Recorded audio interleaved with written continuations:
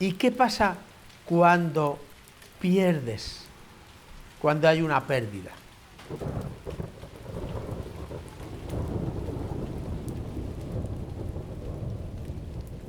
Evidentemente, la tristeza se transforma en autocompasión y por tanto en pena. Hasta que me adecúe a eso que he perdido.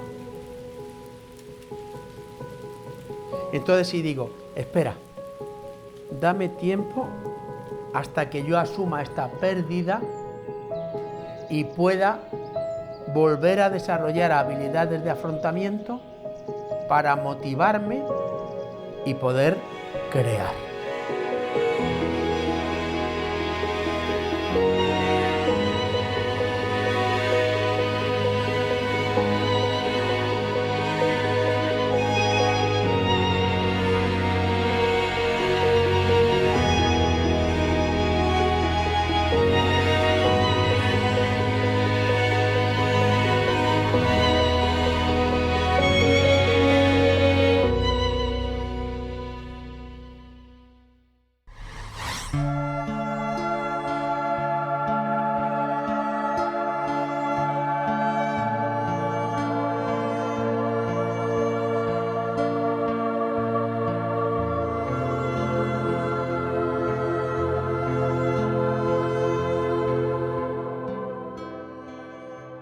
Seguimos con esta red de amor creada. Muchas gracias a todas vosotras y vosotros porque estamos recibiendo unas muestras tremendas de cariño, de amor y desde la sencillez, que lo hablábamos antes, cómo está siendo todo tan sencillo.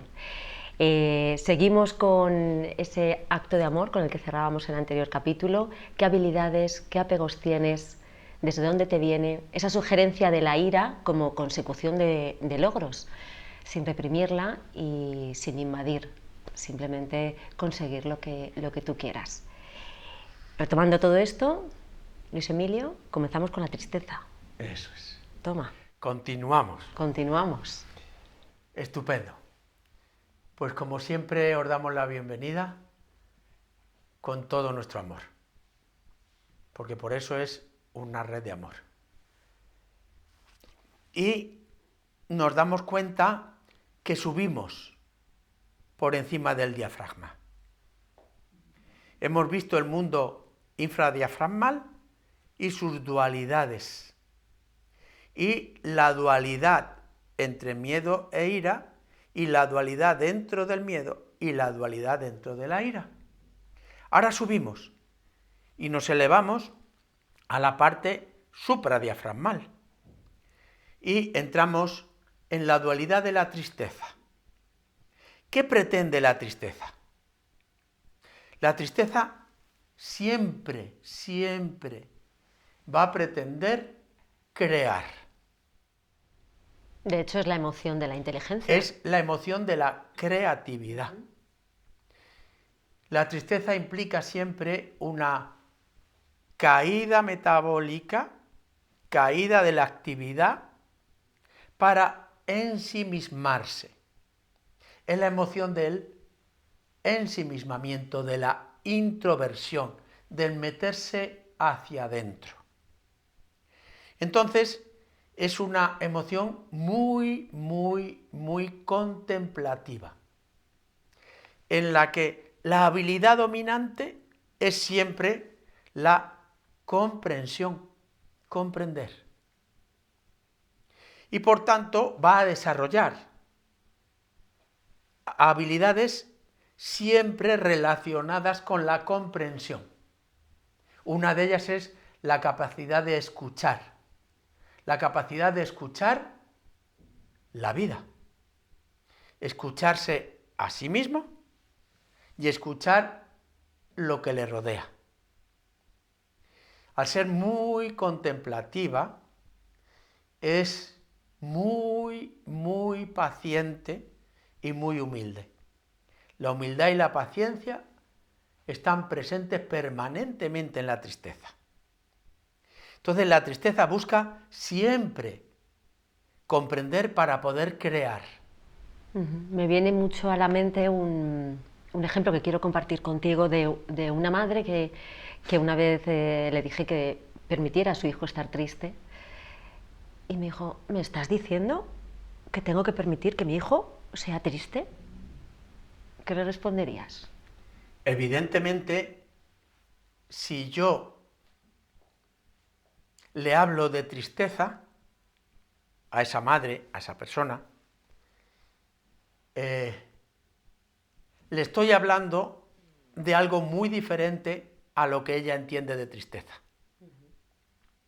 Por eso es muy importante, antes de intentar enseñar, ponerse de acuerdo en el significado de lo que se enseña. Permite que tu hijo esté triste.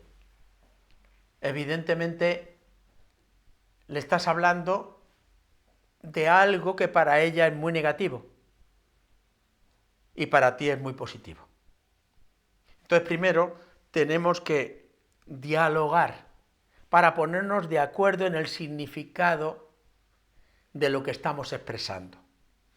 Vamos a ponernos de acuerdo en el significado de la tristeza.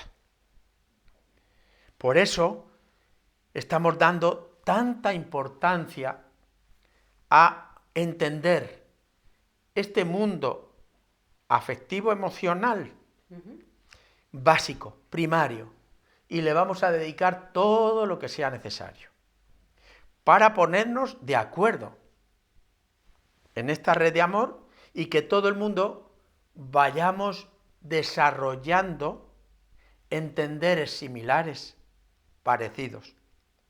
Porque, evidentemente, cuando terminemos esto, empezaremos con otros pasos de cómo nos movemos holísticamente en todo este campo. Entonces volvemos a la tristeza. La tristeza busca comprender. Por tanto, aquí hemos desarrollado habilidades. Aquí hemos defendido esas habilidades.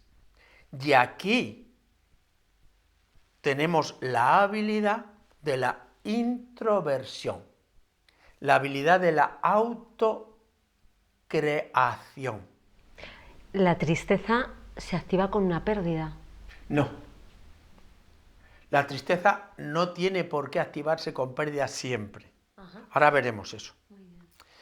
La tristeza se activa siempre con un afloramiento interno de capacidad creadora.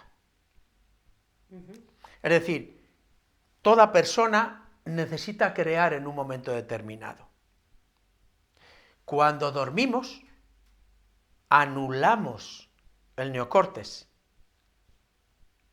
En la fase REM, el neocórtex se anula y aflora un mundo hipocampal, límbico, donde sin censuras aparecen informaciones entre 5 y 7 veces cada noche, informaciones intuitivas con muy poca censura que nos dan información sobre nuestra capacidad creadora. Lo que pasa es que nos desborda la inmensa mayoría, porque la creatividad viene determinada por la intuición y por tanto por el símbolo, por el sentimiento, no por la razón. Por eso hay que parar el neocórtex, la corteza cerebral, para poder crear desde la no censura. Y eso es muy importante. Entonces, la tristeza es una emoción que, como vemos, ya es mucho más elevada y va encaminada a la creación, a la creatividad. Por eso, cuando queremos desarrollar nuestra capacidad creativa, hacemos esa tormenta de ideas en la que no hay censura, cada uno dice lo que le viene en gana. O ese ensimismamiento ese meterse dentro de una persona, de sí misma, y dejar que la intuición aflore y hacer la tormenta de ideas con uno mismo y que surjan. Y entonces empiezo a apuntar cosas, empiezo a anotar cosas, la inmensa mayoría de ellas inconexas, alógicas, y que me van dando una capacidad creadora. Y de repente viene una bombilla, un eureka, algo que digo, ¡ah! ¿Y esto? Muchas veces no es razonable, casi nunca es razonable. Entonces esa es la capacidad creadora. Entonces la tristeza va encaminada principalmente a crear, a ser creadora. Por eso la enorme importancia de la meditación. La meditación lleva implícita la emoción de la tristeza. Porque si yo estoy en el miedo, o estoy en la ira, o estoy en la alegría, no hay ensimismamiento, no me meto dentro para poder crear. Porque al contrario que la alegría, cuando uno está triste no la quiere compartir. Eso es. Entonces, mi capacidad creadora está en mi capacidad de ensimismamiento, en silencio, con humildad, con paciencia, y puedo estar días, semanas, meses, sin que aflore nada. Y de repente estoy fregando los cacharros y aflora una idea, que es cuando paro la vorágine de el tener para crear. Por eso está en un estado más elevado. Claro. Por eso vemos que estas nos pueden llevar a estar atados, esclavizados, mientras que estas nos liberan, nos elevan. Entonces vemos que yo busco crear, pero siempre que comprenda. Cuando no hay una comprensión personal de mi persona y no me permito tiempo de comprensión, es difícil crear. Y esto es la dualidad creadora. Tiempo de escucha, de escucharme, de escuchar lo que me rodea. Por eso el pasear por la naturaleza en silencio, contemplando, es muy importante. Contemplando el templo. Hacer templo, hacer sagrado aquello que yo miro. La contemplación es tremendamente importante. Tu pregunta era, ¿y qué pasa cuando pierdes? Cuando hay una pérdida. Evidentemente, la tristeza se transforma en autocompasión y por tanto en pena. Hasta que me adecúe a eso que he perdido. Me he arruinado y necesitaba tener el apego del dinero para poder motivarme. Y la ruina me lleva a una pérdida. Esa pena es una autocompasión en la cual no se crea, solo se compadece. Y esta es la otra dualidad, que es la tristeza transformada en pena por pérdida, por invalidación. Y me quedo invalidado, me quedo apenado. Y si no me doy el tiempo suficiente para reconstruirme desde esa pérdida y entro en la llantina permanente, en el victimismo, en la queja, y le doy protagonismo permanente a mi estado de invalidez, veo que la tristeza se ha hecho esclava del miedo. Entre la tristeza y el miedo, no sé si es así, ¿se movería la víctima? Eso es. Eso es. Cuando yo pierdo mi apego de seguridad, puedo entrar en la tristeza de pena. Y sería una dualidad transversal que supera, pero me esclaviza. Porque la tristeza estaría esclavizada por el miedo. No nos trae comprensión. Claro, no hay comprensión, porque no me doy tiempo para comprender. Entonces si digo, espera, dame tiempo hasta que yo asuma esta pérdida y pueda volver a desarrollar habilidades de afrontamiento para motivarme y poder crear. Entonces, claro, si yo tengo la habilidad de no dar importancia al fracaso, sino intentar aprender de él, para motivarme y volver de nuevo a crear, veo que no hay pena. Porque la habilidad que tengo no me lleva a la pena, sino a la creación. Porque de la autocompasión no se sale. De la autocompasión, del victimismo, de la queja, puedo desarrollar automatismos permanentes, inconscientes, relacionados siempre con la autocompasión. Y entonces ese victimismo es, ayúdame porque yo no valgo, yo no sé, yo no puedo.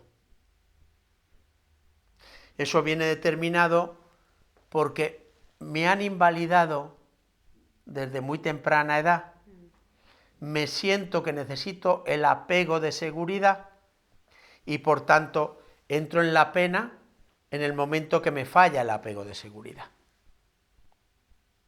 Por eso la tristeza es una emoción maravillosa, elevadísima, pero siempre que estamos en la capacidad creadora, en el ensimismamiento creativo. De hecho, esta red que nos ocupa y de la que todas y todos somos partes, contratantes, tiene mucho de tristeza y de creatividad. Mucho. La tristeza es una emoción maravillosa, preciosa, porque es la de la autocreación. Entonces es muy importante que esta parte creadora esté permanentemente observando este mundo de apegos y observando cómo me vuelvo iracundo en ese mundo de apegos, para poder crearme y poder creer en mí. Y contemplar, que me ha encantado esa distinción. La contemplación es fundamental y es hacer sagrado todo aquello que percibimos. Pues desde esas percepciones, desde este amor que os proponemos, que no tiene tiempo ni tiene espacio, sino aprendizaje y comprensión, sí que queremos hacer desde el mundo de los símbolos que Luis Emilio hablaba con esa tristeza, queremos traer aquí pues 2 ejemplos de amor que mantienen esta red. Me gustaría, Luis Emilio, que encendiéramos esa velita y que nos despidiéramos con estos 2 ejemplos de amor que nos llegan desde Valladolid. De enorme amor del Grupo Atsis. Muchísimas gracias.